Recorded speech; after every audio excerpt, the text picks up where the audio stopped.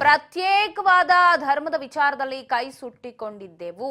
ಪ್ರತ್ಯೇಕ ಧರ್ಮ ಬಗ್ಗೆ ಕೂಡ ಶಿವಾನಂದ ಪಾಟೀಲ್ ಪ್ರಸ್ತಾಪವನ್ನ ಮಾಡಿದ್ದಾರೆ.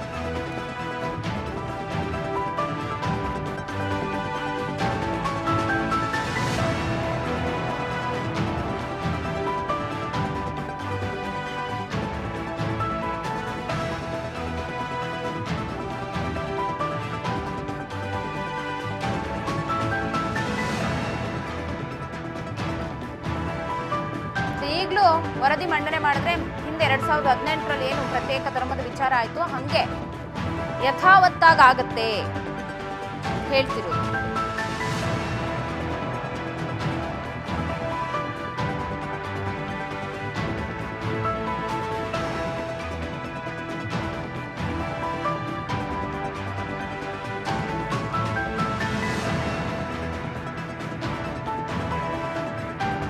ಪ್ರತ್ಯೇಕ ಧರ್ಮ ಬಗ್ಗೆ ಕೂಡ ಶಿವಾನಂದ ಪಾಟೀಲ್ ಪ್ರಸ್ತಾಪವನ್ನ ಮಾಡಿದ್ದಾರೆ. 2018ರಲ್ಲೇ ಪ್ರತ್ಯೇಕ ಧರ್ಮದ ವಿಚಾರ ಬಹಳಷ್ಟು ದೊಡ್ಡ ಮಟ್ಟಕ್ಕೆ ಚರ್ಚೆ ಆಗಿತ್ತು. ಅದನ್ನು ಪ್ರಸ್ತಾಪ ಮಾಡಿ ನಾವು ಕೈ ಸುಟ್ಕೊಂಡಿದ್ವಿ. ಈಗ ಮತ್ತೇನಾದ್ರೂ ಇದನ್ನ ಮಂಡನೆ ಮಾಡಿದ್ರೆ ಸೇಮ್ ಆಸ್ ಇಟ್ ಈಸ್ ಅದೇ ಸಮಸ್ಯೆಯನ್ನ ನಾವು ಅನುಭವಿಸಬೇಕಾಗತ್ತೆ. ಕಟ್ಟಿಟ್ಟ ಬುತ್ತಿ ಅಂತ ಹೇಳಿ ಜಾತಿ ಗಣತಿ ತೀರ್ಮಾನಿಸುವ ಮೊದಲು ಯೋಚನೆ ಮಾಡಿ ಅಂತ ಹೇಳಿ ಶಿವಾನಂದ ಪಾಟೀಲ್ ಹೇಳಿಕೆಗೆ ಸಚಿವ ಎಂಬಿ ಪಾಟೀಲ್ ಆಕ್ಷೇಪವನ್ನ ವ್ಯಕ್ತಪಡಿಸಿದ್ದಾರೆ.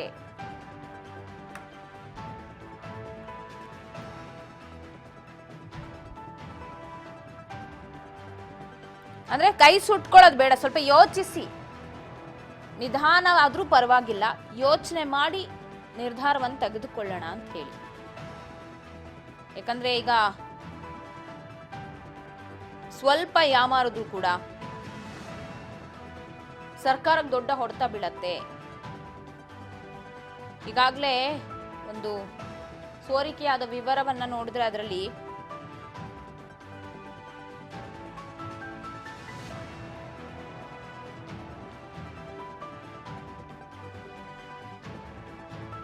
ಎಲ್ಲವೂ ತಲೆ ಕೆಳಗಾಗತ್ತೆ ಅಂತ ಹೇಳಿ.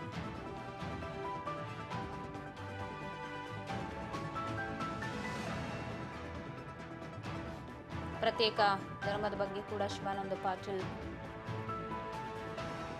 ಪ್ರಸ್ತಾಪವನ್ನ ಮಾಡಿದ್ದು. 2018ರಲ್ಲೂ ಕೂಡ ಹಿಂಗೆ ಆಗಿತ್ತು.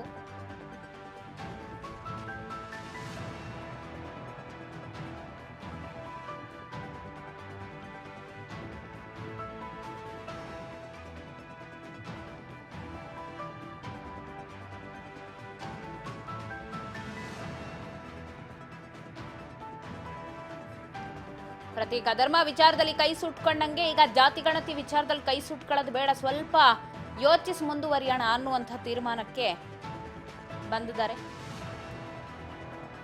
ಅವ್ರು ಹೇಳ್ತಿರೋದ್ರಲ್ಲಿ ಏನೂ ತಪ್ಪಿಲ್ಲ. ಯಾಕಂದ್ರೆ ಸರ್ಕಾರ ಸ್ವಲ್ಪ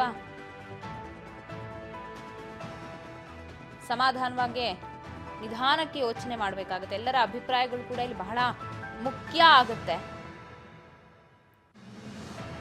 ಹಾಗಾಗಿ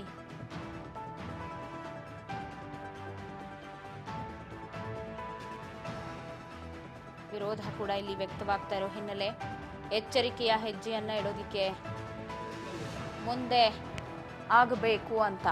ಸೊ ನೋಡೋಣ ಏನೆಲ್ಲ ಆಗಬಹುದು ಅಂತ ಈ ಬಗ್ಗೆ ಮತ್ತಷ್ಟು ಅಪ್ಡೇಟ್ಸ್ ಕೊಡ್ತಾ ಹೋಗ್ತಾರೆ ಪ್ರತಿನಿಧಿ ಬಸವರಾಜ್ ಹೂಗಾರ್ ನ್ಯೂಸ್ ಡೆಸ್ಕ್ನಿಂದ ಲೈವ್ನಲ್ಲಿ ಜಾಯ್ನ್ ಆಗ್ತಾ ಇದ್ದಾರೆ. ಬಸವರಾಜ್, ಜಾತಿ ಗಣತಿ ವರದಿಗೆ ಒಂದು ಕಡೆ ಲಿಂಗಾಯತ ಒಕ್ಕಲಿಗ ಧರ್ಮದ ಸಚಿವರುಗಳು ತೀವ್ರ ಆಕ್ಷೇಪವನ್ನ ವ್ಯಕ್ತಪಡಿಸ್ತಾ ಇದ್ದಾರೆ. ಬಿಲ್ಕುಲ್ ಬೇಡ ಅನ್ನುವಂಥ ನಿರ್ಧಾರಕ್ಕೆ ಬಂದಿದ್ದಾರೆ ಅಂತ ಹೇಳಿ. ಸೊ ಯಾಕೆ ಅವರ ವಿರೋಧ, ಏನ್ ಸಿಕ್ತಿದೆ ಅಪ್ಡೇಟ್ಸ್? ವರದಿ ಅನುಷ್ಠಾನ ವಿಚಾರಕ್ಕೆ ಸಂಬಂಧಪಟ್ಟಂತೆ ಸಚಿವ ಸಂಪುಟದಲ್ಲಿ ಸುದೀರ್ಘವಾಗಿ ಚರ್ಚೆ ನಡೆಯುವಂತಹ ಸಂದರ್ಭದಲ್ಲಿ ಒಂದಿಷ್ಟು ಎಚ್ಚರಿಕೆ ಹೆಜ್ಜೆಯನ್ನು ಇಡಬೇಕು ಅನ್ನುವಂಥ ವಿಚಾರ ಕೂಡ ಅಲ್ಲಿ ಚರ್ಚೆ ಆಗಿರುವಂಥದ್ದು. ಯಾಕಂತಂದ್ರೆ ಸರ್ಕಾರ ತೆಗೆದುಕೊಳ್ಳುವಂತಹ ಈ ಒಂದು ಜಾತಿ ಗಣತಿ ವಿಚಾರದಲ್ಲಿ ಮುಂದೆ ಆಗುವಂತಹ ಅನಾಹುತಗಳಿಗೂ ಕೂಡ ಸರ್ಕಾರ ಜವಾಬ್ದಾರಿ ಆಗಿರುತ್ತೆ. ಹಾಗಾಗಿ ಮುಂದೆ ಇದು ಪಕ್ಷದ ಮೇಲೂ ಕೂಡ ಹೊಡೆತ ಬೀಳುವಂಥ ಸಾಧ್ಯತೆ ಇದೆ. ಇದರ ಹಿನ್ನೆಲೆಯಲ್ಲಿ ಒಂದು ಎಚ್ಚರಿಕೆ ಹೆಜ್ಜೆನೆ ನಾವು ಇಡಬೇಕು ಅನ್ನುವಂಥದ್ದನ್ನು ಕೂಡ ನಿನ್ನೆ ಸಚಿವ ಸಂಪುಟದಲ್ಲಿ ಹಲವು ಸಚಿವರು ಕೂಡ ಇದನ್ನು ಪ್ರಸ್ತಾಪ ಮಾಡಿದ್ದಾರೆ ಅನ್ನುವಂಥದ್ದು. ಪ್ರಮುಖವಾಗಿ ಏನು ಸಚಿವರಾಗಿರ್ತಕ್ಕಂಥ ಶಿವಾನಂದ ಪಾಟೀಲ್ರು ಕೂಡ ಈ ಒಂದು ಜಾತಿಗಂಟಿ ವಿಚಾರದಲ್ಲಿ ಸಮುದಾಯವಾರು ಇಲ್ಲಿ ಅಸಮಾಧಾನ ಭುಗಿಲು ಹೇಳುವಂಥ ಸಾಧ್ಯತೆ ಇದೆ. ಇದು ಮುಂದೆ ನಮ್ಮ ಪಕ್ಷಕ್ಕೂ ಕೂಡ ಒಂದು ಪಕ್ಷಕ್ಕೂ ಕೂಡ ಡ್ಯಾಮೇಜ್ ಆಗುವಂಥದ್ದು ಅಥವಾ ಪಕ್ಷದ ಮೇಲೆ ಎಫೆಕ್ಟ್ ಆಗುವಂಥ ಸಾಧ್ಯತೆ ಕೂಡ ಇರುತ್ತೆ. ಯಾಕಂತಂದ್ರೆ ಹಿಂದೆ 2018ರಲ್ಲಿ ಲಿಂಗಾಯತ ಮತ್ತು ವೀರಶೈವ ಪ್ರತ್ಯೇಕ ಧರ್ಮಗಳನ್ನ ಮಾಡಲಿಕ್ಕೆ ಹೊರಟಿರ್ತಕ್ಕಂಥ ಒಂದಿಷ್ಟು ರೀತಿಯಲ್ಲಿ ಇದು ಪಕ್ಷದ ಮೇಲೆ ಆ ಒಂದು ತದನಂತರದ ಚುನಾವಣೆಯಲ್ಲಿ ಪಕ್ಷದ ಮೇಲೆ ಹೊಡೆತ ಬಿತ್ತು. ಸರ್ಕಾರವು ಕೂಡ ಬರುವಂತ ನಿಟ್ಟಿನಲ್ಲಿತ್ತು. ಆದರೆ ಆ ಒಂದು ಸಮುದಾಯವಾರು ಒಡಕು ಉಂಟಾದಂಥ ಹಿನ್ನೆಲೆಯಲ್ಲಿ ನಮ್ಮ ಪಕ್ಷಕ್ಕೂ ಕೂಡ ಅದು ಒಂದೆಡೆ ಹಿನ್ನಡೆ ಆಯಿತು ಅನ್ನುವಂಥ ಮಾತನ್ನು ಕೂಡ ಹೇಳಿದ್ರು. ಈ ಒಂದು ವಿಚಾರದಲ್ಲಿ ಯಾಕಂದ್ರೆ ಪ್ರತ್ಯೇಕ ವೀರಶೈವ ಮತ್ತು ಲಿಂಗಾಯತ ಧರ್ಮಗಳ ಒಂದು ವಿಚಾರದಲ್ಲಿ ಬಹಳಷ್ಟು ದೊಡ್ಡ ಮಟ್ಟದಲ್ಲಿ ಧ್ವನಿ ಎತ್ತಿರ್ತಕ್ಕಂಥದ್ದು ಸಚಿವ MB ಪಾಟೀಲ್ರು. ಹಾಗಾಗಿ ಆ ಒಂದು ಸಚಿವ ಸಂಪುಟದಲ್ಲಿ ಕೂಡ MB ಪಾಟೀಲ್ರು ಕೂಡ ಇದ್ರು. ಶಿವಾನಂದ ಪಾಟೀಲ್ರು ಯಾವ ರೀತಿಯಾಗಿ ಈ ವಿಚಾರವನ್ನ ಪ್ರಸ್ತಾಪ ಮಾಡ್ತಾರೆ, ಆ ವೇಳೆ MB ಪಾಟೀಲ್ರು ಕೂಡ ಒಂದಿಷ್ಟು ಆಕ್ಷೇಪಗಳನ್ನ ವ್ಯಕ್ತಪಡಿಸ್ತಾ ಇದ್ದಾರೆ. ಯಾಕಂತಂದ್ರೆ ನನ್ನಿಂದಲೇ ಎಲ್ಲ ಆಯ್ತಾ ಅನ್ನುವಂಥದ್ದು, ಅದು ಯಾವುದೇ ರೀತಿ ಅಷ್ಟೊಂದು ರೀತಿ ಎಫೆಕ್ಟ್ ಆಗಿಲ್ಲ ಅನ್ನುವಂಥ ರೀತಿಯಲ್ಲಿ ಕೂಡ MB ಪಾಟೀಲ್ರು ತಮ್ಮ ಒಂದು ಸಮರ್ಥನೆಗೆ ಮುಂದಾಗ್ತಾ ಇದ್ದಾರೆ. ಅಂದ್ರೆ ಇಲ್ಲಿ ಒಂದ್ ಕಡೆ ಈಗ ಜಾತಿಗಂಟಿ ವರದಿ ಅನುಷ್ಠಾನದಲ್ಲಿ ಪ್ರಬಲ ಸಮುದಾಯಗಳ ಒಂದು ಸಹಮತವು ಕೂಡ ಬೇಕು.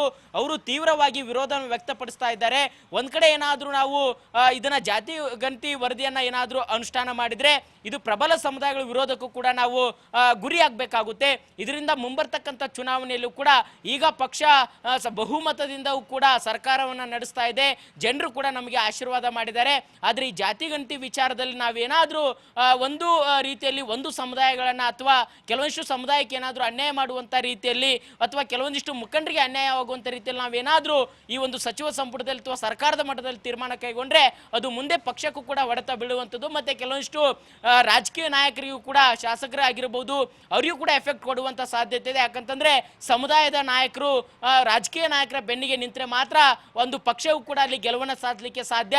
ಇಲ್ಲ ಅಂತಂದ್ರೆ ಪಕ್ಷದ ಮೇಲೂ ಕೂಡ ಹೊಡೆತ ಬೀಳುತ್ತೆ. ಮತ್ತೆ ರಾಜಕೀಯ ಏನು ಪ್ರತಿನಿಧಿಗಳಿದ್ದಾರೆ ನಮಗೂ ಕೂಡ ಅದು ಎಫೆಕ್ಟ್ ಆಗುತ್ತೆ. ಹಾಗಾಗಿ ನಾವು ಏನೇ ತೀರ್ಮಾನ ಕೈಗೊಂಡ್ರು ಕೂಡ ಹಿಂದೆ ಆಗಿರ್ತಕ್ಕಂಥ ಘಟನೆಗಳು ಮತ್ತೆ ಮರುಕಳಿಸದಂತೆ ನಾವು ನೋಡಿಕೊಳ್ಳುವಂತಹ ಎಚ್ಚರಿಕೆ ಹೆಜ್ಜೆನ ನಾವು ಇಡಬೇಕು ಅನ್ನುವಂಥದ್ದನ್ನು ಕೂಡ ಸಚಿವರಾಗಿರ್ತಕ್ಕಂಥ ಶಿವಾನಂದ ಪಾಟೀಲ್ರು ಏನು MB ಪಾಟೀಲ್ರು ವೀರಶೈವ ಲಿಂಗಾಯತ ಅಂತಕ್ಕಂಥ ಪ್ರತ್ಯೇಕ ಧರ್ಮವನ್ನು ಮಾಡಲಿಕ್ಕೆ ಹೊರಟಿದ್ರು.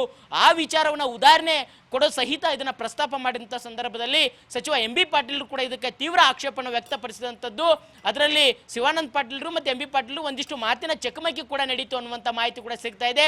ಹಾಗಾಗಿ ಈಗ ಜಾತಿಗಂಟಿ ವರದಿ ಅನುಷ್ಠಾನ ವಿಚಾರದಲ್ಲಿ CM ಸಿದ್ದರಾಮಯ್ಯನವರು ಎಚ್ಚರಿಕೆ ಹೆಜ್ಜೆಯನ್ನಿಟ್ಟು ಇತ್ತ ಪ್ರಬಲ ಸಮುದಾಯಗಳಾಗಿರ್ತಕ್ಕಂಥ ಒಕ್ಕಲಿಗ ಮತ್ತು ಲಿಂಗಾಯತ ಸಮುದಾಯದ ನಾಯಕರನ್ನು ಕೂಡ ವಿಶ್ವಾಸಕ್ಕೆ ತೆಗೆದುಕೊಂಡು ಅವರ ಸಮುದಾಯಗಳ ಒಂದಿಷ್ಟು ಬೇಡಿಕೆ ಏನಿದೆ, ಏನು ಹಕ್ಕೊತ್ತಾಯ ಇದೆ, ಏನು ಆ ಜಾತಿಗಂಟಿ ವರದಿಯಲ್ಲಿ ಏನು ಲೋಪದೋಷಗಳಿದ್ದಾವೆ ಅವುಗಳನ್ನು ಕೂಡ ಸರ್ಕಾರ ಪರಿಗಣಿಸುತ್ತೆ. ನಾವು ಯಾರ ಪರವೂ ಅಲ್ಲ, ಯಾರ ವಿರುದ್ಧವೂ ಅಲ್ಲ. ಎಲ್ಲ ಸಮುದಾಯಗಳು ಕೂಡ ಒಕ್ಕೂರಿನಿಂದ ನಾವು ಆರ್ಥಿಕವಾಗಿ, ಸಾಮಾಜಿಕವಾಗಿ, ಶೈಕ್ಷಣಿಕವಾಗಿ ಒಂದು ಶಕ್ತಿಯನ್ನು ತುಂಬಬೇಕು ಅನ್ನುವಂಥ ನಿಟ್ಟಿನಲ್ಲಿ ಜಾತಿಗಂಟಿ ವರದಿಯನ್ನು ಅನುಷ್ಠಾನ ಮಾಡುವಂತಹ ರೀತಿಗೆ ನಾವು ಮುಂದಾಗಿದ್ದೇವೆ. ಇಲ್ಲಿ ಒಂದು ಸಮುದಾಯಕ್ಕೆ ಅನ್ಯಾಯ ಮಾಡಿ ಮತ್ತೊಂದು ಸಮುದಾಯಕ್ಕೆ ಹೆಚ್ಚು ಶಕ್ತಿ ತುಂಬುವಂಥ ಕೆಲಸವನ್ನು ಮಾಡೋದಿಲ್ಲ. ಸರ್ಕಾರ ಅಂದ ಮೇಲೆ ಎಲ್ಲ ಸಮುದಾಯಕ್ಕೂ ಕೂಡ ನಮಗೆ ಬೇಕು. ಇತ್ತ ಲಿಂಗಾಯತ ಬೇಕು, ಒಕ್ಕಲಿಗ ಬೇಕು, ಅಹಿಂದ ವರ್ಗಗಳು ಬೇಕು. ಎಲ್ಲ ಸಮುದಾಯಕ್ಕೂ ಕೂಡ ಸರ್ಕಾರ ಬದ್ಧವಾಗಿದೆ ನ್ಯಾಯವನ್ನು ಒದಗಿಸಿಕೊಳ್ಳಲಿಕ್ಕೆ ಅನ್ನುವಂತಹ ರೀತಿಯಲ್ಲಿ ನಾವು ಈ ಒಂದು ಮಾನದಂಡವನ್ನು ಇಟ್ಟುಕೊಂಡು ನಾವು ಮುಂದಾಗಬೇಕು ಅನ್ನುವಂಥದ್ದನ್ನು ಕೂಡ ಈಗ ಸರ್ಕಾರದ ಮಟ್ಟದಲ್ಲಿ ಕೂಡ ಚರ್ಚೆ ಆಗುವಂಥದ್ದು. ಹಾಗಾಗಿ ನಿನ್ನೆ ನಡೆದಿರ್ತಕ್ಕಂಥ ಸಚಿವ ಸಂಪುಟ ಸಭೆಯಲ್ಲಿ ವೀರಶೈವ ಲಿಂಗಾಯತ ಅಂತಕ್ಕಂಥ ಪ್ರತ್ಯೇಕ ಧರ್ಮ ಮಾಡುವಂಥ ರೀತಿ ಹೋದಂಥದ್ದು ಅದನ್ನ ಉದಾಹರಣೆ ಸಮೇತ ಕೊಟ್ಟು ನಾವು ಈಗ ಆ ನಡೆಯನ್ನು ಅನುಸರಿಸಿದರೆ ನಮಗೆ ಅವಾಗ ಯಾವ ರೀತಿ ಎಫೆಕ್ಟ್ ಆಯಿತು ಅದೇ ರೀತಿ ಮುಂಬರ್ತಕ್ಕಂಥ ಚುನಾವಣಾ ಸಂದರ್ಭದಲ್ಲೂ ಕೂಡ ಪಕ್ಷಕ್ಕೆ ಎಫೆಕ್ಟ್ ಆಗುವಂಥ ಸಾಧ್ಯತೆ ಇದೆ ಅನ್ನುವಂಥದ್ದನ್ನ ನಿನ್ನೆಯ ಸಚಿವ ಸಂಪುಟದಲ್ಲಿ ಶಿವಾನಂದ ಪಾಟೀಲ್ರು ಕೂಡ ಇದನ್ನು ಹೇಳಿದ್ದಾರೆ ಅನ್ನುವಂಥ ಮಾಹಿತಿ ಕೂಡ ಸಿಗ್ತಾ ಇದೆ. ಪವಿತ್ರ, ಸಂಪರ್ಕದಲ್ಲಿರಿ. ಬಸವರಾಜ್ ಮತ್ತೆ ಮಾತನಾಡಿಸ್ತೀನಿ ನಿಮಗೆ. ಸದ್ಯ ಒಂದು ಬ್ರೇಕಿಂಗ್ ನ್ಯೂಸ್ ಬರ್ತಾ ಇದೆ. ಇದೇ ವಿಚಾರಕ್ಕೆ ಸಂಬಂಧಪಟ್ಟಂತೆ ಏನಿದೆ ಅಂತ ನೋಡ್ಕೊಂಡು ವಾಪಸ್ ಬರ್ತೀನಿ. ಪ್ರಬಲ ವಿರೋಧದ ಬೆನ್ನಲ್ಲೇ ಅಹಿಂದ ನಾಯಕರು ಅಲರ್ಟ್ ಅಲರ್ಟ್ ಅಲರ್ಟ್ ಎಂದು KH ಮುನಿಯಪ್ಪ ನಿವಾಸದಲ್ಲಿ ಸತೀಶ್ ಜಾರಕಿಹೊಳಿ ಮಾತುಕತೆಗೆ ಮುಂದಾಗಿದ್ದಾರೆ. ಬ್ರೇಕ್ಫಾಸ್ಟ್ ನೆಪದಲ್ಲಿ ಜಾತಿ ಗಣತಿ ಕುರಿತು ಬಿಗ್ ಮೀಟಿಂಗ್ ಅನ್ನು ನಡೆಸ್ತಾ ಇದ್ದಾರೆ ಮುನಿಯಪ್ಪ ನಿವಾಸದಲ್ಲಿ ಎಂದು ಸತೀಶ್ ಜಾರಕಿಹೊಳಿ ಮುನಿಯಪ್ಪ ದೀರ್ಘ ಸಮಾಲೋಚನೆಗೆ ಮುಂದಾಗಿದ್ದಾರೆ. ಪ್ರಬಲ ವಿರೋಧದ ಬೆನ್ನಲ್ಲೇ ಅಹಿಂದ ನಾಯಕರು ಒಗ್ಗಟ್ಟಾಗಿದ್ದಾರೆ.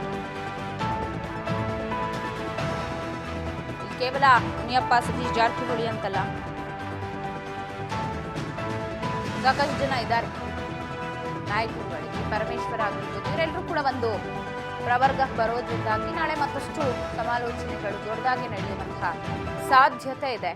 ಸೊ ಬಸವರಾಜ್ ಹತ್ರ ಮಾತನಾಡ್ತಾ ಇದೆ. ಬಸವರಾಜ್, ಹೇಳ್ತಾ ಇದ್ರಿ ಏನೆಲ್ಲ ಆಗಬಹುದು ಜಾತಿ ಗಣತಿ ವಿಚಾರ, ಯಾಕೆ ಲಿಂಗಾಯತರು ಒಕ್ಕಲಿಗರು ವಿರೋಧವನ್ನು ವ್ಯಕ್ತಪಡಿಸ್ತಿದ್ದಾರೆ ಅಂತ. ಇತ್ತ ಅಹಿಂದ ನಾಯಕರು ಕೂಡ ಈಗ ಒಕ್ಕಲಿಗರ ನಾಯಕರು ಮೀಟಿಂಗ್ ಅಥವಾ DKC ನಿನ್ನೆ ನಡೆದುಕೊಂಡಂತ ರೀತಿ ಆಗಿರ್ಬೋದು, ಇದೆಲ್ಲ ನೋಡಿ ಅವರು ಒಂದು ಸ್ಟೆಪ್ ಮುಂದೆ ಹೋಗಿದ್ದಾರೆ. ಎಲ್ಲೋ ಇವತ್ತು ಬ್ರೇಕ್ಫಾಸ್ಟ್ ನೆಪದಲ್ಲಿ ಮುನಿಯಪ್ಪ ನಿವಾಸದಲ್ಲಿ ಸತೀಶ್ ಜಾರಕಿಹೊಳಿ ಅವರು ಮಾತುಕತೆಗೆ ಮುಂದಾಗಿದ್ದಾರೆ, ಸುದೀರ್ಘವಾಗಿ ಸಮಾಲೋಚನೆ ನಡೆಸ್ತಾರೆ ಅಂತ ಹೇಳಿ. ಈ ಜಾತಿ ಗಣತಿ ವಿಚಾರವಾಗಿ ಅಹಿಂದ ನಾಯಕರ ನಿಲುವು ಏನು ಆಗಿರುತ್ತೆ, ಹಾಗಾದ್ರೆ ಏನು ಡಿಸೈಡ್ ಆಗಬಹುದು ಈ ಒಂದು ಚರ್ಚೆಯಲ್ಲಿ ಅಂತ? ಪವಿತ್ರ, ಜಾತಿಗಣತಿ ವರದಿಗೆ ಪ್ರಬಲ ಸಮುದಾಯಗಳು ನಿನ್ನೆ ತೀವ್ರವಾಗಿ ವಿರೋಧನ ವ್ಯಕ್ತಪಡಿಸಿರ್ತಕ್ಕಂಥದ್ದು. ಆ ಸಮುದಾಯಗಳ ಸಚಿವರು ಇದರಲ್ಲಿ ಲೋಪದೋಷಗಳಿದ್ದಾವೆ, ಇದು ಮತ್ತೆ ಮರು ಸರ್ವೆ ಆಗಬೇಕು ಅನ್ನುವಂಥದ್ದನ್ನ ತಮ್ಮ ಸಮುದಾಯದ ನಾಯಕರ ಬೇಡಿಕೆ ಏನಿದೆ ಅದನ್ನ ಸಚಿವ ಸಂಪುಟದಲ್ಲಿ ಪ್ರಸ್ತುತಪಡಿಸುವಂತ ಪ್ರಯತ್ನ ಮುಂದಾದ್ರು. ಅದನ್ನ CM ಸಿದ್ದರಾಮಯ್ಯವರು ಕೂಡ ಲಿಖಿತ ರೂಪದಲ್ಲಿ ನಿಮ್ಮ ಏನೇ ಆಕ್ಷೇಪಣೆಗಳಿದ್ರು ಸಹಿತ ಲಿಖಿತ ರೂಪದಲ್ಲಿ ನನಗೆ ಕೊಡಿ ಅನ್ನುವಂತ ಮಾತನ್ನು ಕೂಡ ಹೇಳಿದ್ರು. ಅದಾಗೂ ಕೂಡ ಕೆಲವೊಂದಿಷ್ಟು ಸಚಿವರು, ಪ್ರಬಲ ಸಮುದಾಯಗಳ ಸಚಿವರು ತೀವ್ರ ಒಂದು ಆಕ್ಷೇಪಣೆ ವ್ಯಕ್ತಪಡಿಸಿದ್ದಾರೆ. ಹಾಗಾಗಿ ಇದನ್ನೆಲ್ಲವನ್ನು ಕೂಡ ಗಮನಿಸಿರ್ತಕ್ಕಂಥ ಅಹಿಂದ ಸಚಿವರು ಏನಿದ್ದಾರೆ ಅವರು ಕೂಡ ನಾವು ಕೂಡ ಒಂದು ಪ್ರಬಲವಾಗಿರ್ತಕ್ಕಂಥ ತೀರ್ಮಾನವನ್ನು ಕೈಗೊಳ್ಳಬೇಕು. ಈ ಒಂದು ಜಾತಿಗಣತಿ ವರದಿ ಸರ್ಕಾರದ ಮಟ್ಟದಲ್ಲಿ ಕೂಡ ಸರಿಯಾಗಿ ಕೂಡ ಆಗಿರ್ತಕ್ಕಂಥದ್ದು. 170 ಕೋಟಿಗೂ ಹಣ ಕೂಡ ಖರ್ಚಾಗಿರ್ತಕ್ಕಂಥದ್ದು. ಇದು ರಾಜ್ಯದ ಜನರ ತೆರಿಗೆ ದುಡ್ಡಿನಲ್ಲಿ ಮಾಡಿರ್ತಕ್ಕಂಥ ಒಂದು ಹಣದಲ್ಲಿ ಒಂದು ವರದಿ ಕೂಡ ಸಿದ್ಧಪಡಿಸಿದೆ. ಮತ್ತೆ ಸರ್ಕಾರದ ಮಟ್ಟದಲ್ಲೂ ಕೂಡ ಪ್ರಮುಖವಾಗಿರ್ತಕ್ಕಂಥ ಏನು ಮನೆ ಮನೆಗೆ ಹೋಗಿ ತೆರಳಿ ಇದನ್ನ ಸರ್ವೆ ಮಾಡಿಲ್ಲ, ಅಧಿಕಾರಿಗಳು ಕೂಡ ಇದರಲ್ಲಿ ಭಾಗವಹಿಸಲ್ಲ ಅನ್ನುವಂಥ ಆರೋಪಗಳೇನಿದ್ದಾವೆ ಅದೆಲ್ಲವೂ ಕೂಡ ಉತ್ತರ ಇದೆ. ಎಲ್ಲ ಅಧಿಕಾರಿಗಳು ಕೂಡ ಅದರಲ್ಲಿ ಭಾಗವಹಿಸಿದ್ದಾರೆ. ಎಷ್ಟು ಅಧಿಕಾರಿಗಳು ಅನ್ನುವಂಥದ್ದು ಕೂಡ ಅಂಕಿ ಸಂಖ್ಯೆಗಳಿದ್ದಾವೆ, ಎಲ್ಲ ಕೂಡ ಸರಿಯಾಗೇ ಇದೆ ಅನ್ನುವಂಥದ್ದು ಕೂಡ ಸರ್ಕಾರ ಮಟ್ಟದಲ್ಲಿ ಇದ್ರೂ ಸಹಿತ ಪ್ರಬಲ ಸಮುದಾಯದ ನಾಯಕರು ವಿರೋಧವನ್ನು ವ್ಯಕ್ತಪಡಿಸ್ತಾ ಇದ್ದಾರೆ. ಹಾಗಾಗಿ ಈ ವರದಿಯನ್ನು ನಾವು ಜಾರಿಗೊಳಿಸಲೇಬೇಕು. ಅದನ್ನು ನಾವು ಕೂಡ ಒಕ್ಕೂರಿನಿಂದ ಒಗ್ಗಟ್ಟಿನಿಂದ ಅವ್ರು ಹೇಗೆ ಆಕ್ಷೇಪಗಳನ್ನು ವ್ಯಕ್ತಪಡಿಸ್ತಾ ಇದ್ದಾರೋ ಅದೇ ರೀತಿಯಲ್ಲಿ ನಾವು ಕೂಡ ಎಲ್ಲ ಅಹಿಂದ ಸಚಿವರು ಒಗ್ಗಟ್ಟಾಗಿ ನಾವು ಕೂಡ ಶಕ್ತಿ ಪ್ರದರ್ಶನ ಮಾಡಬೇಕು. ನಾವು ಕೂಡ ಸರ್ಕಾರದ ಮಟ್ಟದಲ್ಲಿ ಏನು ಮೇ 2ರಂದು ಏನು ಮತ್ತೆ ಸಚಿವ ಸಂಪುಟ ಸಭೆಯನ್ನು ಕರೀತಾ ಇದ್ದಾರೆ ಅದರಲ್ಲಿ ನಾವು ಕೂಡ ಪ್ರಬಲವಾಗಿ ಇದನ್ನ ಜಾತಿಗಣತಿ ವರದಿ ಅನುಷ್ಠಾನ ಆಗಬೇಕು. ಅಹಿಂದ ವರ್ಗಗಳ ಒಂದು ಶೈಕ್ಷಣಿಕವಾಗಿ ಸಾಮಾಜಿಕವಾಗಿ ಇದು ಕೂಡ ಶಕ್ತಿ ತುಂಬುವಂತ ಪ್ರಯತ್ನ ಆಗುತ್ತೆ. ಈ ವರದಿ ಸಂಪೂರ್ಣವಾಗಿ ಸರಿ ಇಲ್ಲ ಅಂತಕ್ಕಂಥದ್ದು ಇದು ಸರಿಯಾದ ನಡೆಯಲ್ಲ. ಹಾಗಾಗಿ ಇದನ್ನ ಒಂದು ಕಡೆ ಇದರಲ್ಲಿ ಏನಾದರೂ ಕೆಲವೊಂದಿಷ್ಟು ಲೋಪದೋಷಗಳಿದ್ರೆ ಅದನ್ನ ಆಯೋಗ ಏನಿದೆ ಅದನ್ನ ಸರಿಪಡಿಸುವಂತ ಪ್ರಯತ್ನ ಮಾಡುತ್ತೆ. ಅದನ್ನ ಹೊರತುಪಡಿಸಿ ಇಡೀ ಈ ವರದಿಯ ಅನುಷ್ಠಾನ ಬೇಡ ಅನ್ನುವಂಥದ್ದು ಎಷ್ಟರ ಮಟ್ಟಿಗೆ ಸರಿ ಅನ್ನುವಂಥದ್ದು ಕೂಡ KH ಮುನಿಯಪ್ಪ ಅವರು ಕೂಡ ನಿನ್ನೆ ಸಚಿವ ಸಂಪುಟದಲ್ಲಿ ಕೂಡ ಆಕ್ಷೇಪ ವ್ಯಕ್ತಪಡಿಸಿದ್ರು ಅನ್ನುವಂಥ ಮಾಹಿತಿ ಇದೆ. ಅದರಂತೆ ಇವತ್ತು ಬೆಳಿಗ್ಗೆ ಕೂಡ ಸಚಿವ ಸತೀಶ್ ಜಾರಕಿಹೊಳಿ ಮತ್ತೆ KH ಮುನಿಯಪ್ಪ ಕೂಡ ಬ್ರೇಕ್ಫಾಸ್ಟ್ ಮೀಟಿಂಗ್ ಮಾಡುವ ಮುಖಾಂತರ ತಮ್ಮ ಸಮುದಾಯದ ಎಲ್ಲ ಸಚಿವರ ಅಭಿಪ್ರಾಯ ಪಡೆದುಕೊಂಡು ಒಕ್ಕೂರಿನಿಂದ ನಾವು ಕೂಡ CM ಸಿದ್ದರಾಮಯ್ಯ ಅವರಿಗೆ ನಮ್ಮ ಒಂದು ತೀರ್ಮಾನವನ್ನ ನಮ್ಮ ಹಕ್ಕೊತ್ತಾಯವನ್ನು ಕೂಡ ಮಾಡೋಣ ಅನ್ನುವಂಥ ತೀರ್ಮಾನಕ್ಕೆ ಬಂದಿದ್ದಾರೆ ಅನ್ನುವಂಥ ಮಾಹಿತಿ ಸಿಗ್ತಾ ಇದೆ.